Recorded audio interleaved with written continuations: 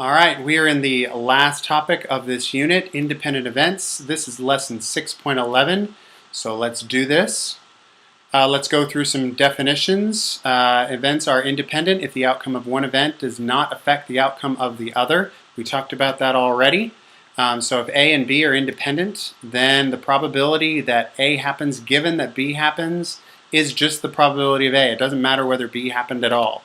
And similarly, the probability that A happens given that B did not happen is the probability of A, because it doesn't matter whether B happened or not.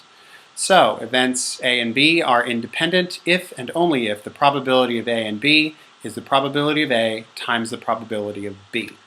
We've talked about that before in this chapter, so let's talk about some examples. Let's say events A and B are independent. The probability of A is 1/3.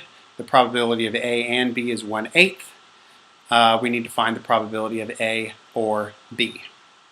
All right, so let's look at the solution here.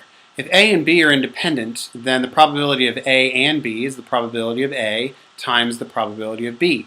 So 1/8, which I was given as the probability of A and B, equals 1/3 times something, and that something will be the probability of B. Well, the probability of B works out to be 3/8 if I solve that equation. So now I can figure out the probability of A or B by using that law of addition that I talked about a couple of lessons ago. And I fill in the missing information. The probability of A is 1/3. The probability of B I now know is 3/8. And the probability of A and B is 1/8. So if I add and subtract all of that, I get 7/12. So that's kind of a short little lesson on independent events and how to use those laws to figure that stuff out.